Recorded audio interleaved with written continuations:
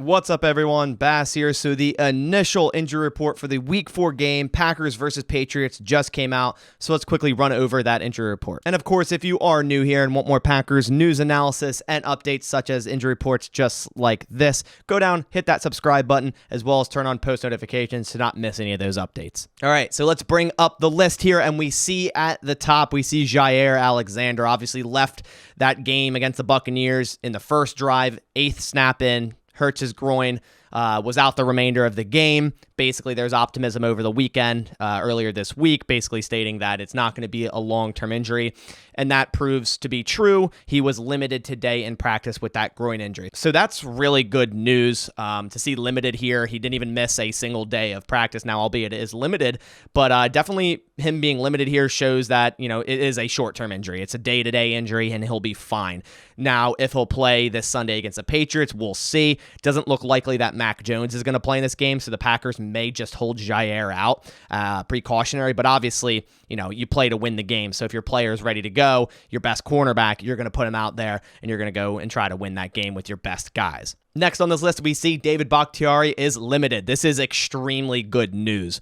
After he came back last week, was on a pitch count pretty much. Every other drive, him and Josh Nijman had switched, and David Bakhtiari was the best pass block grade lineman on the Packers last week, and he did really, really well in the limited snaps he saw. And my main concern was going forward, you know, would his knee fill up with fluid again? Because in the past 600 days, that was kind of the issue. He'd practice or would play like he did in Detroit, and his knee would fill up with fluid, and it would be a big problem. So him being limited today on the first day of practice after that game is a very good sign that his knee responded in a good way, and it's progressing towards him being, you know, a full-time player again. Then we see next on this list, Dillon. He is a new addition to the injury report. We see he's limited with a knee injury. Hopefully that isn't something too serious, and he'll be good to go against the Patriots. Jonathan Garvin, also a new addition with a hip injury, limited as well. We saw him getting some snaps against the Buccaneers there.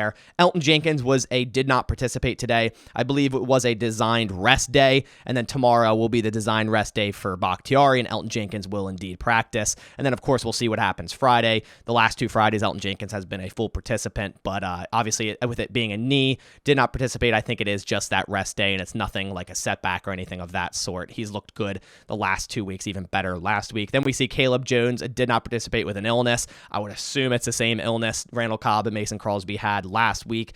Allen Lazard, again, on the injury report with that ankle injury, again, limited. He'll likely remain on the injury report for a while here, being limited most days. Then we have Mercedes Lewis with that groin injury he had last week. He was also, again, limited. And then finally, Christian Watson with that hamstring injury we saw. He didn't practice 2 days last week, was questionable for the game, ended up not playing. And other rookie wide receiver Romeo Doubs really stepped up to the plate, 8 receptions on 8 targets. But Christian Watson, limited today. Hopefully he goes limited all week, or even, you know, upgrades to a full participation on Thursday or Friday, because I really want to see both Watson and Doubs on the field at the same time and what the Packers can do with the both of them. So hopefully he's going to be good to go this Sunday against the Patriots. Hamstrings do linger around a lot. We saw Sammy Watkins placed on the IR.